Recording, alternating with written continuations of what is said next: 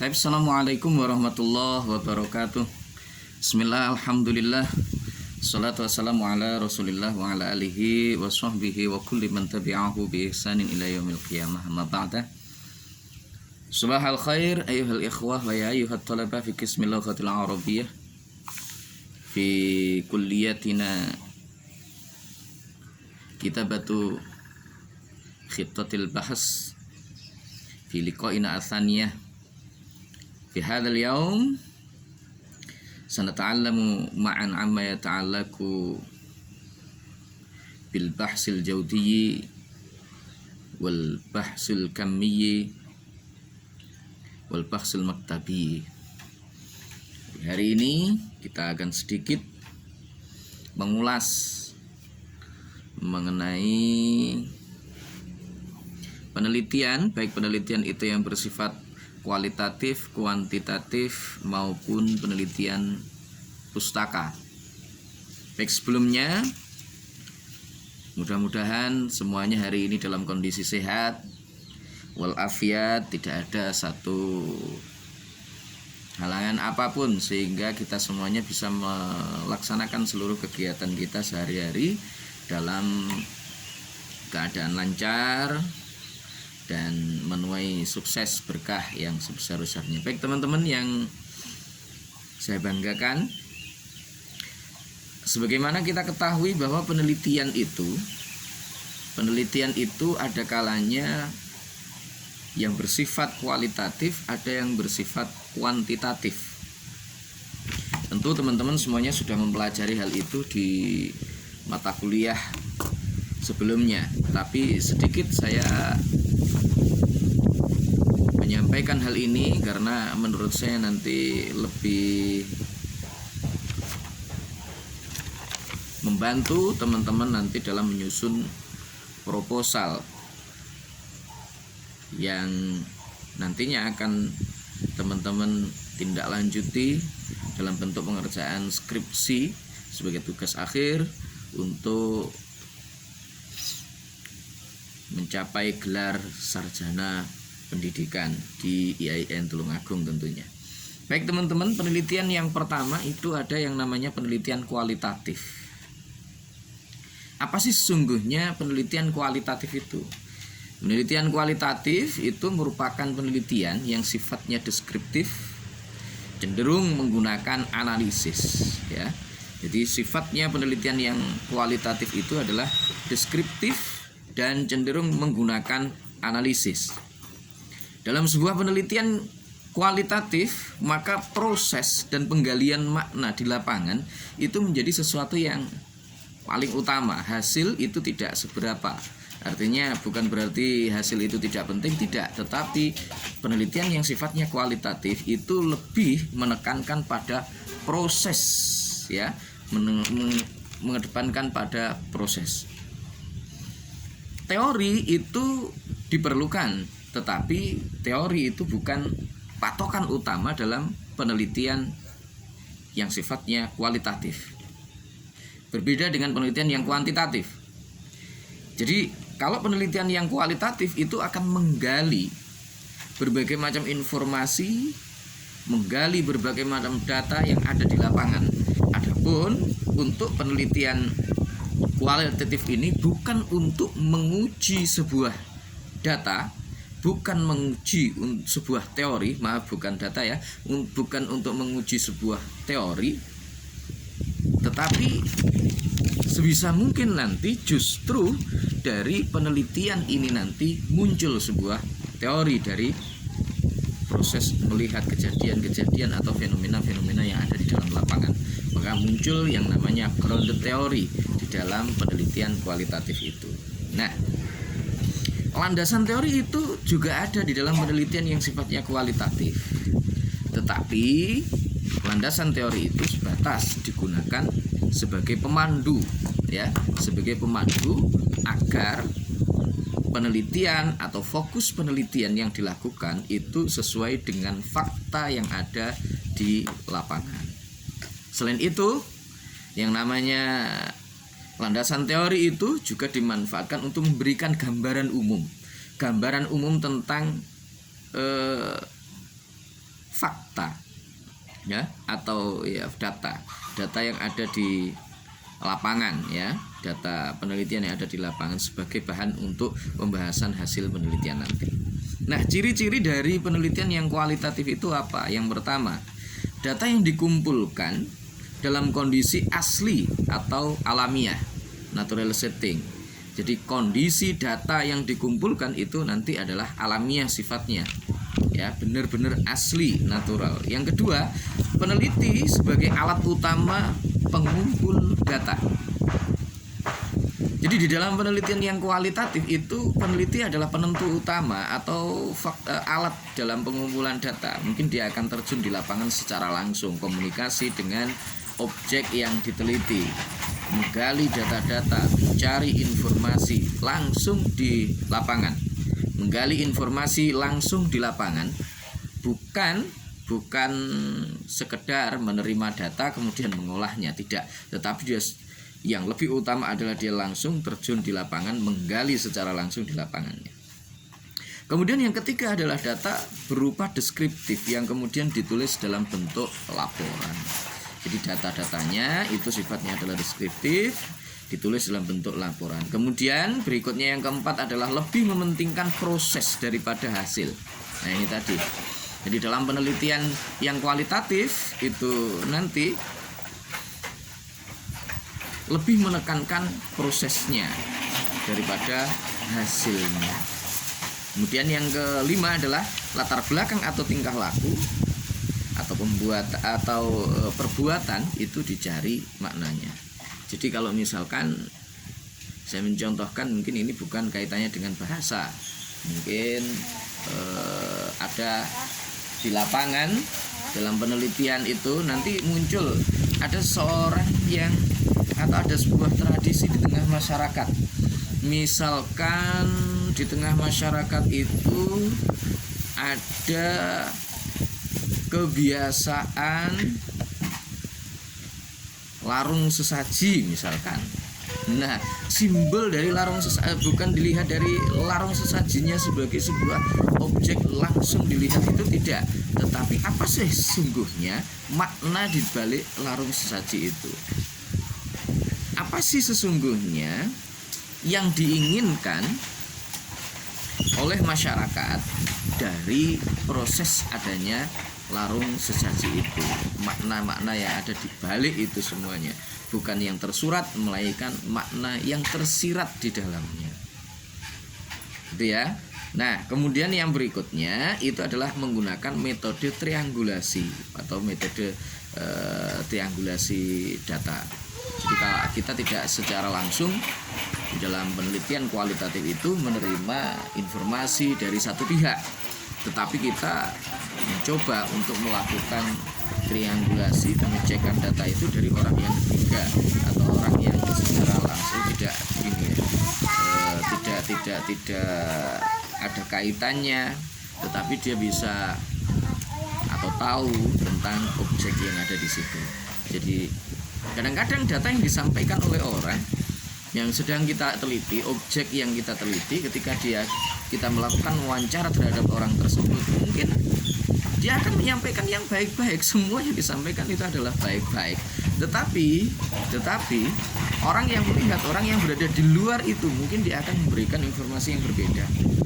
Jadi kalau kita melakukan wawancara, misalkan kita ke sebuah lembaga pendidikan, ya, atau mungkin kemana, kalau teman-teman bahasa Arab mungkin ya langsung masuk ke lembaga-lembaga pendidikan seperti sekolah misalkan, bagaimana proses pembelajaran yang ada di sekolah tersebut. Anda mengecek misalkan tentang ini ya, mau mengadakan penelitian tentang bi'ah lughawiyah, pengaruh penggunaan bukan pengaruh ya, misalkan mengecek tentang pengajaran bahasa Arab, penelitian tentang bahasa Arab yang ada di situ misalkan. Mungkin data yang Anda terima dari orang tersebut adalah data-data yang baik. Sementara data-data yang sesungguhnya itu ada tetapi kurang tepat atau kurang baik, mungkin itu akan disembunyikan. Kenapa? Karena mungkin di situ mereka menganggap ini jangan sampai aib dari lembaga kita itu kelihatan. Nah, disitulah sebenarnya pentingnya triangulasi untuk pengecekan data tersebut. Jadi butuh sumber data yang lain untuk mengetahui apakah data yang disampaikan oleh orang atau objek yang kita teliti, orang yang kita wawancarai itu ternyata sudah sesuai atau belum, ya, dengan fakta yang ada. Nah, kemudian juga mementingkan rincian yang kontekstual. Nah, itu sekilas tentang penelitian yang sifatnya kualitatif. Kemudian ada juga penelitian yang sifatnya kuantitatif.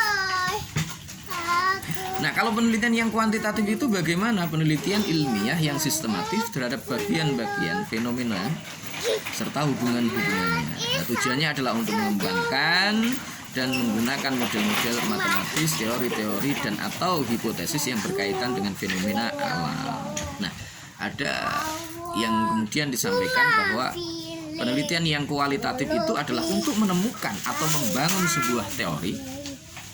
Sementara yang kuantitatif itu merupakan penelitian yang berusaha untuk menguji sebuah teori. Jadi di situ letak perbedaannya. Kalau penelitian yang kualitatif itu adalah untuk membangun sebuah teori, untuk menemukan sebuah teori, maka kuantitatif adalah untuk menguji sebuah teori. Makanya kalau di dalam teori yang penelitian yang kualitatif itu tidak terlalu kaku sifatnya. Landasan teori itu diperlukan, tetapi tidak mengikat. Jadi landasan teori itu tidak mengikat. Teori-teori yang sudah ada yang kemudian digunakan, dibawa oleh peneliti ke dalam lapangan, itu tidak mengikat peneliti yang sifatnya kualitatif. Berbeda dengan penelitian yang kuantitatif. Kalau penelitian kuantitatif, maka itu sifatnya lebih mengikat, ya, sifatnya lebih mengikat. Maka ada beberapa karakteristik yang harus kita pahami di dalam penelitian yang kuantitatif itu. Yang pertama, menggunakan pola berpikir deduktif, rasional, empiris atau top down yang berusaha untuk memahami suatu fenomena dengan cara menggunakan konsep-konsep yang umum untuk menjelaskan fenomena-fenomena yang bersifat khusus. Jadi top down sifatnya, dari umum menuju ke khusus. Sementara kalau yang kualitatif itu sebaliknya.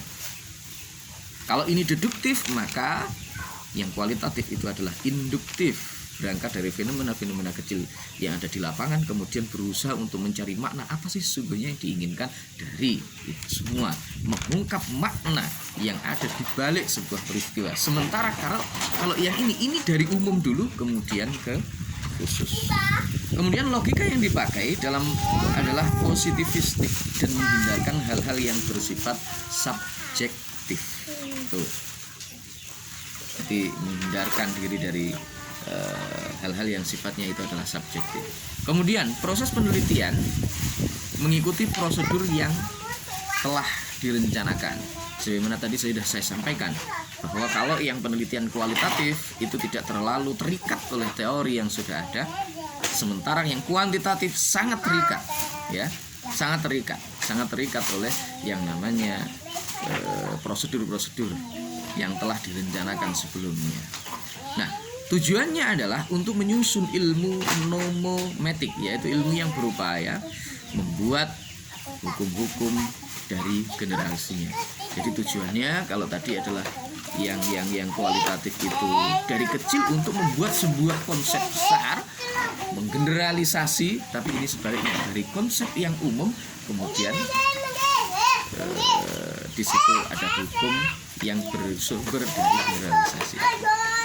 Kemudian yang berikutnya adalah subjek yang diteliti, data yang dikumpulkan, sumber yang dibutuhkan serta alat pengumpul data yang dipakai sesuai dengan apa yang telah direncanakan. Sekali lagi itu tadi sangat terikat itu tadi. Jadi nggak boleh misalkan di dalam penelitian kuantitatif Anda menggunakan metode ini, kemudian ketika di lapangan melakukan analisis terhadap data dan seterusnya Anda keluar dari jalur yang sudah Anda tetapkan tadi, yang sudah Anda rencanakan, itu tidak diperkenankan. Beda dengan penelitian yang sifatnya kualitatif. Kalau kualitatif boleh jadi menggok ngalor ngidul, tetapi fokusnya tetap. Kemudian yang berikutnya, pengumpulan data dilakukan melalui pengukuran dan menggunakan alat yang objektif dan baku. Jadi baku, ada ketentuan ketentuan tadi yang itu harus diikuti dan tidak boleh tidak. Ya. Kemudian menggunakan alat penghitungan angka atau kuantifikasi data. Ya. Jadi itu. Kemudian yang berikutnya, peneliti terpisah dari objek penelitian, tidak terlibat secara emosional dengan subjek penelitian. Ini penting yang harus diperhatikan. Jadi seorang peneliti tidak boleh punya ikatan emosional, tidak boleh kemudian terlibat dengan objek atau subjek yang kemudian diteliti. Misalkan Anda mau meneliti lembaga pendidikan Anda sendiri. Misalkan Anda pernah terjun di sebuah lembaga pendidikan, misalkan di MTS atau di Aliyah atau di pondok pesantren. Kemudian Anda meneliti pondok sampean dewe, sampean meneliti pondoknya sendiri, sampean meneliti lembaganya sendiri, sampean meneliti misalkan sekolahannya sendiri. Nah, ini di dalam penelitian yang sifatnya kuantitatif itu tidak diperkenankan. Kenapa? Karena ada sebuah ikatan emosional. Kalau ikatan emosionalnya kuat terhadap lembaga tersebut, boleh jadi yang Anda angkat semuanya adalah yang baik-baik, yang tidak baik tak payah ada di lapangan, bisa jadi Anda tutup-tutupi dan seterusnya. Inilah bedanya penelitian yang kualitatif dengan kuantitatif. Kuantitatif lebih bersifat objektif ilmiah, tidak ada ikatan emosional. Nggak boleh Anda punya ikatan emosional dengan subjek yang Anda teliti.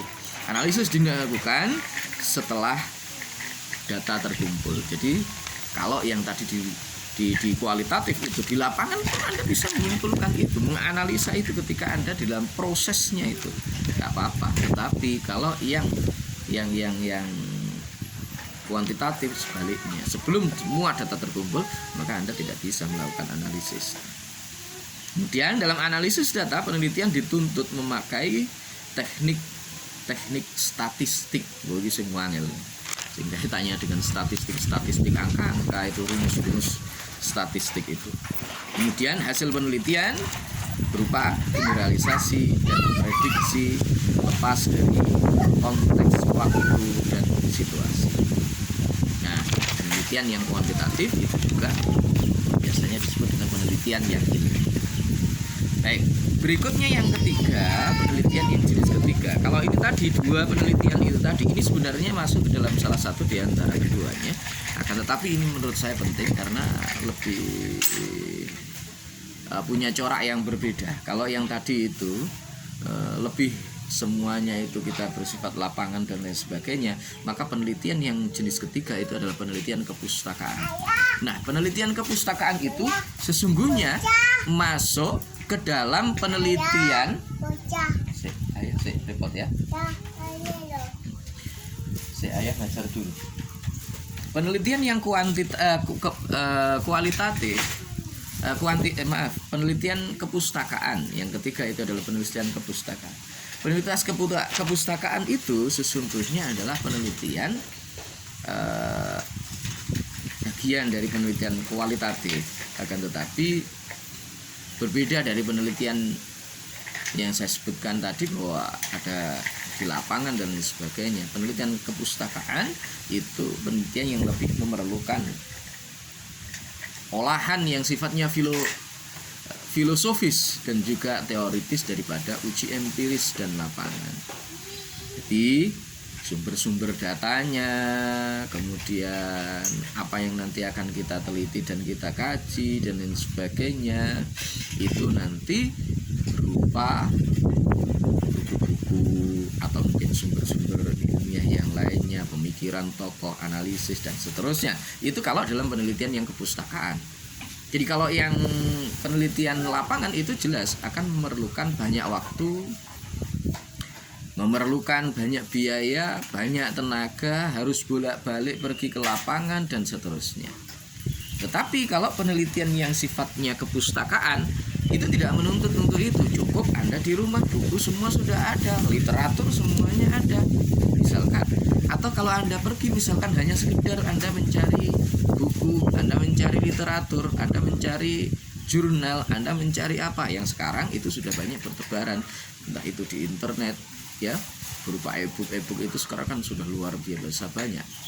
Kemudian jurnal-jurnal itu pun semua sudah menggunakan sistem OJS, Open Journal System, kemudian tesis-tesis, penelitian, disertasi dan lain sebagainya. Hampir semua lembaga-lembaga pendidikan tinggi, bahkan di kelas dunia internasional sekalipun, itu semua sudah sangat terbuka dan kita bisa mengaksesnya secara langsung. Dan ada yang gratis, juga ada yang berbayar tentunya. Yang gratis itu yang biasanya dicari oleh mahasiswa dan dicari oleh kita ya, kita. Itu biasanya begini ya, demikian. Nah, kemudian apa sih sesungguhnya ciri-cirinya, karakteristik dari penelitian yang perpustakaan itu? Ciri-cirinya yang pertama adalah peneliti berhadapan langsung dengan teks. Jadi peneliti berhadapan langsung dengan teks, bukan berhadapan dengan objek yang berada di lapangan, ya, tidak secara langsung terjun ke lapangan. Jadi teks, angka itu bisa, tetapi selagi mereka tidak terjun di lapangan. Kemudian yang kedua, data pustaka sifatnya itu adalah siap pakai, ya, ready made. Artinya peneliti tidak pergi kemana-mana, ya wis mek nunggu tok di rumah sambil ngedep buku, sambil ngedep misalkan di situ jurnal, ensiklopedi, kemudian penelitian terdahulu, majalah bisa digunakan untuk itu. Yang penting itu mendukung data atau mendukung penelitian yang kita lakukan. Kemudian data pustaka itu umumnya berupa sumber sekunder. Artinya bagaimana ini yang dimaksud, peneliti mendapat bahan tersebut dari lapangan, ya, dari tangan kedua, ya, dari tangan yang kedua, bukan secara langsung dari orang yang pertama, bukan, tetapi itu mendapatkannya dari tangan kedua. Itu yang harus kemudian diperhatikan. Nah, yang berikutnya adalah kondisi data pustaka itu tidak dibatasi oleh ruang dan waktu. Peneliti tidak berhadapan dengan informasi, ya, peneliti berhadapan dengan informasi yang statis dan tetap. Jadi kondisi data pustaka itu tidak terbatas oleh ruang dan waktu, nggak enak batasannya. Kalau Anda misalkan meneliti tentang tokoh, pemikiran tokoh misalkan yang sudah sangat lama, yang sudah lama meninggal, tentu itu kan nggak bisa kita kemudian mengatakan bahwa ini tidak valid karena tidak sesuai dengan zaman sekarang. Enggak, ini penelitian pustaka. Meneliti tentang misalkan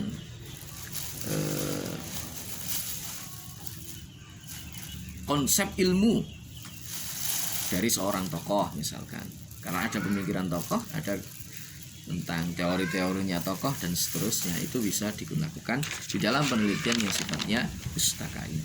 Baik teman-teman, itu sekedar pengantar di dalam kita memahami